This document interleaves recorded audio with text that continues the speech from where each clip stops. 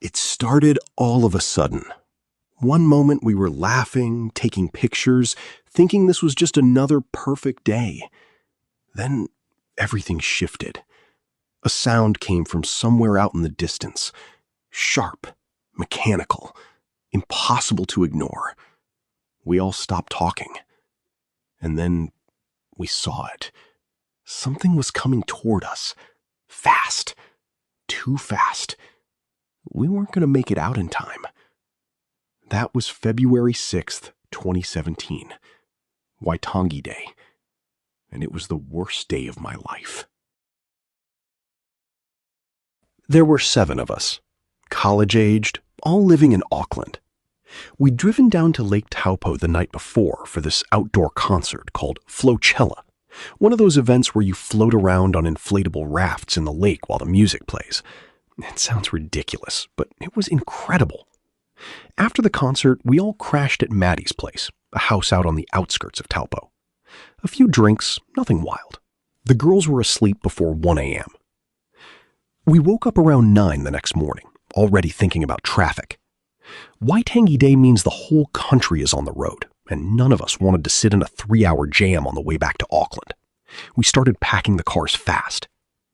That's when Rachael brought it up.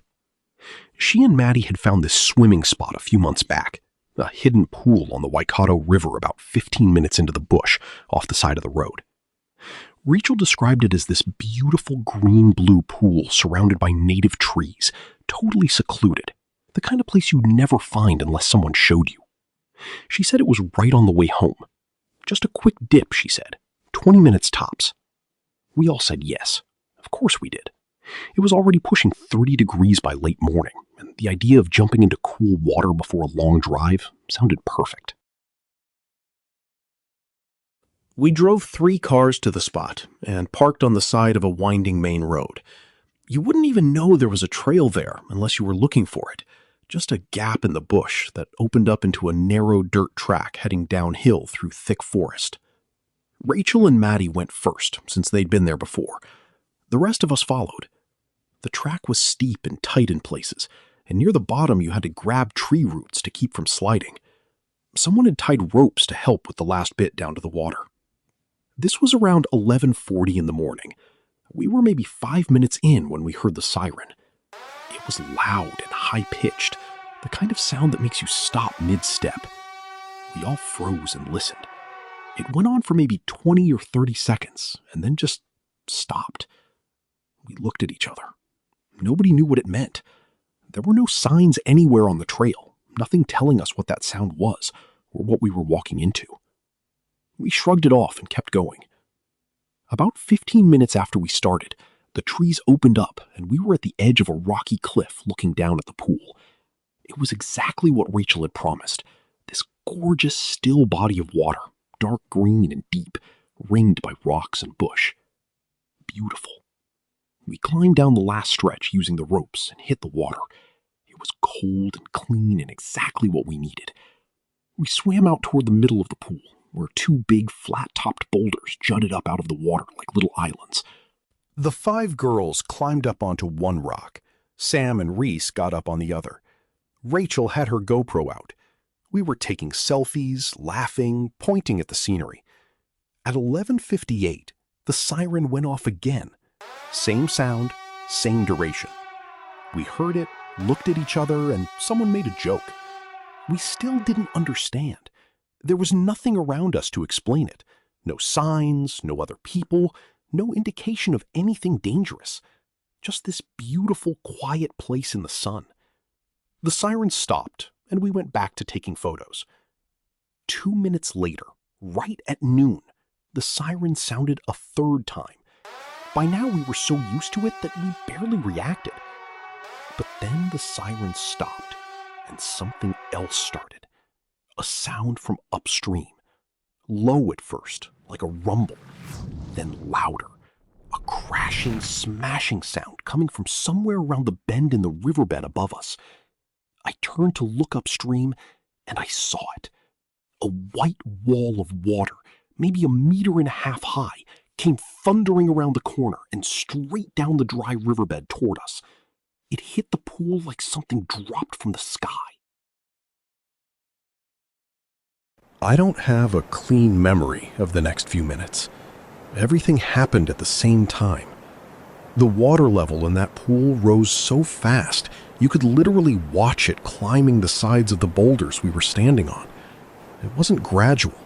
It was like someone turned on a bathtub tap and left the room. Within seconds, the water was ankle deep on our rocks, then knee deep, and still rising. The current was already strong. Not just rising still water, but moving, rushing, churning water that pulled at your legs if you weren't bracing against it. For a moment, we thought about staying put and waiting it out. Maybe this would stop. Maybe it was just a surge that would level off. But the water kept coming and coming and coming, and the rocks were disappearing under our feet. Sam and Reese made the call first. There was a rocky outcrop slightly higher up, closer to the tree line, connected back to solid ground. They jumped for it and made it. Then they turned around and reached back toward us. But by the time they were in position, the water between us and them was not a calm gap you could swim across. It was rapids, actual rapids. White water moving fast downstream. And if you jumped wrong or lost your grip, you'd go with it, and there was no telling where you'd end up. Rachael made the decision before anyone else did. She was first. She leapt off the rock, grabbed Sam's outstretched arms, and he and Reese hauled her across. Then she turned around and helped pull the next girl. Then the next. One by one, each of us made the jump. The second to last girl made the leap, but the grip slipped. Both her and one of the guys lost their footing on the wet rocks, and the current took them. Just like that, they were gone downstream, gone from sight in seconds. That left one person still on the boulder, Alice. Rachael grabbed her GoPro selfie stick and extended it out over the water. She screamed at Alice to jump and grab it. Alice jumped. She got her hands on it, and then the current yanked her, and she lost the stick and she was being pulled away. Rachael didn't hesitate. She was already safe. She had made it to the rocky ledge, and she jumped back in. She grabbed Alice. She tried to turn, tried to grab onto something, anything to stop them both. But the current was too strong. Both of them disappeared around the bend. I was still on that ledge. I stood there looking at the empty bend in the river where Rachael and Alice had just vanished, and I couldn't move. The water was still thundering past. The roar of it filled everything. Maddie was beside me. We were both screaming their names into the noise, and the noise swallowed every word. 15 minutes. That's how long it lasted. We had no idea why it started and no idea why it stopped. But at some point, the roar eased and the water began to drop back down, and we could finally move. Maddie and I picked our way downstream along the bank as fast as we could, calling out, scanning every pool and rocky inlet and stretch of bank we could reach. And one by one, we found them. All of them had been battered badly by the current and the rocks underneath it. All three of them were alive. But Rachael wasn't there. We called her name. We kept searching. We covered every stretch of bank we could reach while the light held. Nothing.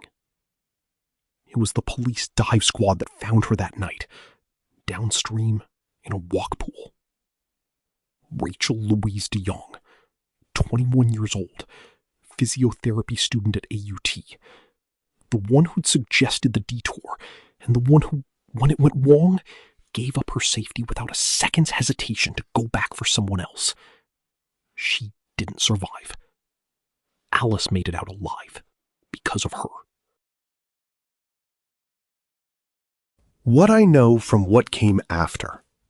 The water coming down that riverbed was a controlled release from the Aratiatia Dam, 200 meters upstream.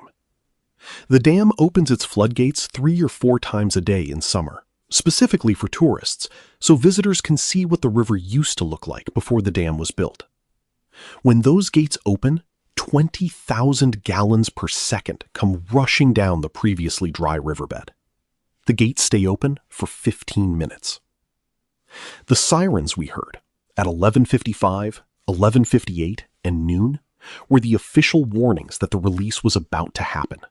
5 minutes warning, 2 minutes warning, then the release itself.